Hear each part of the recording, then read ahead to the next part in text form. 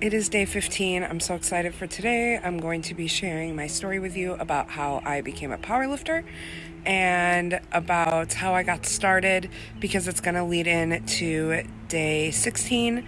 I know this is posted about a day late, so I'm going to combine both, but we're going to do two separate videos.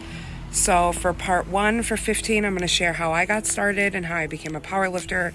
And then for part 2 for day 16, I'm going to be sharing with you some different exercises that you can help build strength with low mobility, and some different physical therapies. I'm going to apologize real quick for background noise. I am outside because it is just so beautiful, and I thought, what better than to create a video on your health and how I got started than how and where I got started, which was outside.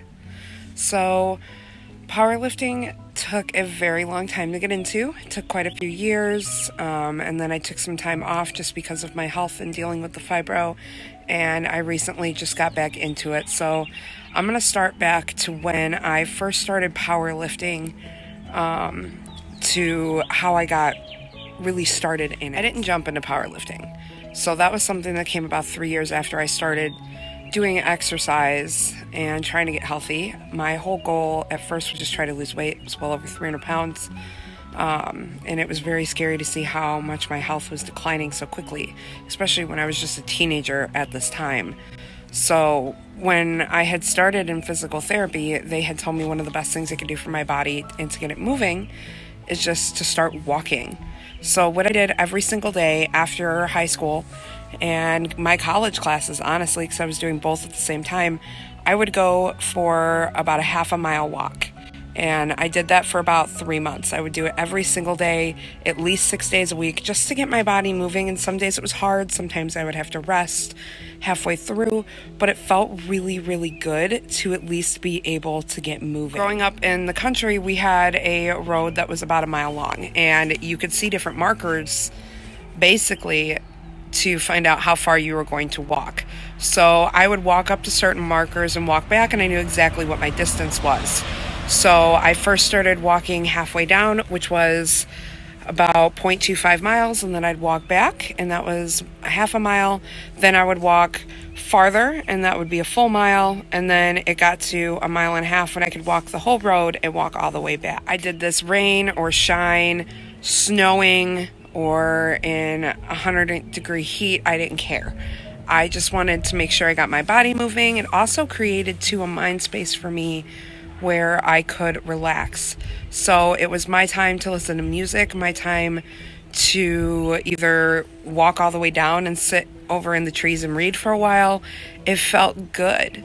And the cool thing was too, my family could see me as well because there wasn't a lot of tree coverage on our side of the street, so they always knew I was safe. At the end of 2014, I then joined a gym. So I joined a much smaller gym called Fitness 19 because I wanted to start building some muscle and to lose weight a little bit quicker. And since we didn't have any workout machines at my house, and at that time they were a little bit too expensive for us to get, I was like, well, I can pay $9.99 a month. I'm working, so I can do that and have access to a gym and start using cardio equipment. So that's when I actually got introduced to my very first trainer on the entire planet named Garrett. He was brand new, wide-eyed and bushy-tailed, very shy, and had just started as a trainer about 2 days before coming up to me. And he asked if I wanted a free training session. Well, at that time I was just doing cardio, trying to walk on the treadmill as much as I could, of course, not seeing a ton of progress. So I was like, you know what? Okay, let's do it. I'll do a free training session with you. Little did he know that I had a bunch of health problems, and some of which I didn't even know I had at the time. So it was exciting for both of us. I'm pretty sure we trained each other in so many ways we didn't plan on. I taught him how to work with an asthmatic because I was an asthmatic at the time. I taught him how to deal with low blood pressure and low blood sugar because, of course, even though I was extremely overweight, everything ran on the low end, which surprised my doctor and I both. I taught him how to deal with backwards knees halfway through our program because we couldn't figure out why I couldn't do lunges and certain exercises without pain. My kneecaps sit on the outside of my knees. That threw us for quite the loop. And I also taught him how to deal with someone that passes out. So that was exciting too. But we started off easy. So he wanted me to do a 10-minute warm-up before our sessions. He liked at first that he could sit there and do it with me. That way, in case anything were to happen, especially since he knew I was just starting out in the workout world, he could be there.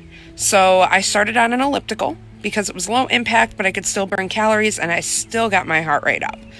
And from then, I moved on to running on the treadmill. But after those first 10 minutes, then we go into strength training. So we do a lot of body weight exercises, we would do resistance bands, and we would do really light weights just to help tone. We tried to keep my heart rate up as much as possible. I would wear a heart rate monitor that he provided. That way we could still monitor to see where my heart rate was, but we didn't want it to get super high since on my third session, I passed out on him. Since the gym was right next to a fire department, we had a lot of paramedics, firefighters, police officers, you name it, that worked out in there. They got to know me very well. That way I didn't have to go to the hospital in most cases. So they were able to actually kind of help me. I only had to go to the hospital once, but I was able to drive myself, which was great. And that was my own fault. So don't let that scare you at all. He was a wonderful trainer. And the cool thing about him is that I ended up getting 3 times a week with him. That way I could really start seeing progress. And since I had gotten to know the gym manager and everyone in there, I always had someone cheering me on and checking on me, even when I wasn't working with my trainer. Slowly but surely, we both noticed that I was losing weight and that my endurance was building. So they asked me after 3 months what I really wanted to do, what my main goals were. And I still told them I had weight to lose and I wanted to keep that goal. And they were like, okay, we'll create another one because we're seeing progress on that end. So let's create a secondary goal. So at that point, it was running 5Ks. I come from a family of runners. So I like to run with my grandpa, my uncle, and my cousin and my aunt. And then some of their friends. So at that time, it was making sure that I could run and had the strength to do so. So we did a lot of lower body exercises with resistance bands. And we also started doing a lot of HIIT workouts so I could build up endurance quickly. I should state too that at this time I had not yet been diagnosed with fibromyalgia. This was about right before I did. So at this time I knew I got exhausted quickly. We chalked it up to lack of endurance. And then also still being a slight asthmatic, which I'm actually no longer an asthmatic because I was able to build that endurance and fix my lungs, and it felt really good to be able to do so. But we chalked up all the exhaustion just to those things. We really weren't sure what else was going on, even though we knew there could possibly be an underlying condition. But we did our best to push through. And when I needed that extra time to rest, they never questioned it because they knew how hard I worked. So after working out with my trainer for about a year, we started working out together on our own. So he would have people that would end up paying for their sessions and not showing up. So I would work out during their sessions with him. We would talk on a regular basis and outside the gym through text or phone calls, or meeting up and working out together. And slowly but surely, I finally hit the 200-pound mark, and I was extremely excited because I couldn't have done it without him. So I just constantly was working out with him and pushing. And while it did take quite a bit of time, we started to see that I was able to move away from the resistance band exercises and start using weights and bench pressing and building up my body and my muscle. And it felt incredible. Soon that gym closed. So in about 2020, at the very beginning, I actually went and started working out at LA Fitness at the end of 2019, beginning of 2020. This was about the time that the fibromyalgia started setting in. And it was a huge setback because I was out of the gym for 3.5 months. I had started speaking to him. I also started speaking to my physical therapist that I had had prior to the diagnosis. And I also started working with a team at that time from LA Fitness. Her name was Carrie Bastone. And we started doing the boot camps and everything with her. And then all of a sudden I disappeared. And nobody knew what happened to me. When I had finally come back to the gym and explained that I had been diagnosed with fibromyalgia, and that's why I was feeling so crappy and I really wasn't sure what to do. And I pulled Carrie aside after her class because I had come back on a Friday so I could do her class and surprise her. I had told her what was going on, and she was like, we can still help you through this. And I had reached out to my old trainer and been like, hey, I know we haven't spoken in a while, but I need some advice. So he gave me some different resistance band exercises to do again that we had done the first time, because I was basically starting back at square one. So I went back to my basics. I started running again, started using ellipticals again, started using resistance bands.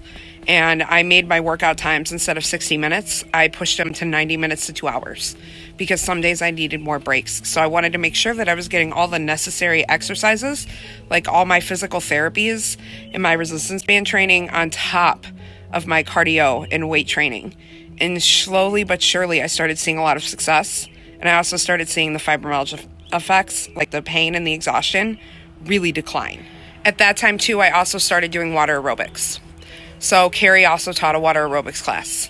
I did that every Wednesday morning to help build strength and muscle, and also take the impact off, and it gave my body a break from that everyday training. On Fridays, I did her boot camp class, and sometimes I would actually go to a different gym with her, which is where I work out now, Export. And I would start doing her boot camp class there too. And of course, I always had to do modified, because some things my body wouldn't allow, like lunges or burpees. They were really hard. So there's always modified exercises to do too. So helpful tip, keep that in mind, that if you do workout classes and there's stuff you can't do, there's always modifications. Just ask your instructor what they are, and they'll show you, because they'll be lower impact for you and easier on your body. So what did my workout schedule look like at that point in life? Let me tell you, it wasn't fun. So on top of all of my exercises and workout classes, I also had this wonderful thing called physical therapy once again. I had started in hot water therapy, and also with an actual physical therapist through Northwestern Medicine, here where I'm at. So 2 days a week, I was doing 1 day of hot water therapy and 1 day of in-office physical therapy. Then I was doing 2 workout classes, one being water aerobics, one being boot camp. Also doing all of my physical therapies at the gym. I was in there 6 days a week, and the first month of that was heck. It was really hard on me. I was always exhausted, always crabby, always getting work done. And I was working at the time as well, and a student. So it was a full load. So after 3.5 months of a schedule like that, finally the physical therapies were pulled, and I knocked it down to 2 classes and 6 days a week in the gym. So 2 of the classes counted as 2 of my days in the gym as well. So I wasn't doing that on top of it. But at that time, Carrie had brought up in her class that she wanted to do a fundraiser called Skyrise Chicago. Supports Shirley Ryan Ability Labs in downtown Chicago. And yes, they work a lot with fibromyalgia patients, and Chicago Research Center. I was on board for this fundraiser before she even said what the fundraiser was, which I probably should have waited to ask. It was climbing the stairs in the Willis Tower, or Sears Tower if you're from around here. It's called the Sears Tower. So I was like, all right, well, I think I've got like 6 months to train. I can do this. So I started training with Carrie, not only in her classes, but outside of her classes. We would run stairs at parks. We would run stairs in the gym. And it was difficult, but I did it. I started with a little bit, like 15 to 20 minutes on a Stairmaster a couple times a week, to doing it almost every single day for my cardio, because I was bound and determined to help raise money for a facility I knew worked with fibromyalgia patients. And it wasn't only because of that I did this fundraiser. I also did it because I had worked with special needs kids at the time, and one of my kids had gotten their wheelchair from them at no cost. So I definitely wanted to help. And I was able to climb those stairs after 4.5 years of training in 47 minutes. Yeah, 47 minutes. I couldn't believe it. So much profanity came out of my mouth at that time. Let me tell you, I don't think I've ever said so many profane words inside of my head while climbing stairs. After that competition is when I joined powerlifting. So my coaches fully knew what they were getting themselves into. I was like, all right, let's go. So one of which had worked with me at Fitness 19. So we started training. We started practicing snatching with a bar, which I am not very good at. Let me tell you, I never have been. I don't even know if I could. Then we started doing a lot of heavyweight training, which is a different side of competition, but it still helped me build the strength I needed. So I started working a lot with heavier weights, started leg pressing heavier, benching heavier. Slowly but surely, I was able to start training to compete. But I got stupid. And I'm going to tell you why I got stupid, because I want this video to be the biggest lesson to everybody that watches this. When I went through it, I was a few weeks out from a mock competition. And I decided that I was going to throw more weight on the bar because my body felt okay with what was already happening. But little did I know it really wasn't, because I wasn't fully listening to my body. And I hurt my back really bad. And I mean really bad. And at that time, I was already seeing a chiropractor and a massage therapist. Well, they had to start from square one on me because I had made this mistake and not listened to my body, which pulled me out of the gym when I left for university. And I didn't step back into a gym for over 4 years. And now, in last August, I started back to training for powerlifting. But I want to let you guys know that just because I am capable of doing these things doesn't mean I'm going to actually do it. And I'm going to tell you why. I got back into powerlifting because I wanted to continue to build strength, and I wanted to do something that I robbed myself of. I didn't listen to my body. I didn't let myself compete because I didn't listen to my body, and it was a mistake I'm going to regret forever. But I'm going to try to make it right. But here's the thing, if my body isn't going to allow me to, then I have to listen to it, which is what I'm going through right now. At the moment, my maxes for lifting are 115 on bench, 225 on squat, 215 on deadlifts, and over 500 pounds on leg press. And that seems like a lot, but at the same time, I have been stuck at those stats, with the exception of the leg press, for 2.5 months. And we are starting to notice that I'm losing mobility in my wrists and losing mobility in my legs. And I have started reincorporating all of those physical therapies that I did years ago, a lot of resistance band training, taking myself off heavy weight as much as possible, working off of my old stats. That way I don't get injured even if the weights are easy. I have 37 more pounds to drop, which we think will help take the pressure off of my knees more and will help take the pressure off of my body and my skeletal structure, which scientifically that's pretty proven. So I want to be back below 200. And we're going to try to remax then to retest my weights. But until then, my whole goal is to make sure that my body stays strong and that I'm building resistance or building endurance, and that I'm using resistance bands and that I'm listening to myself. Just because I know or think that I know I can do more doesn't mean I'm going to.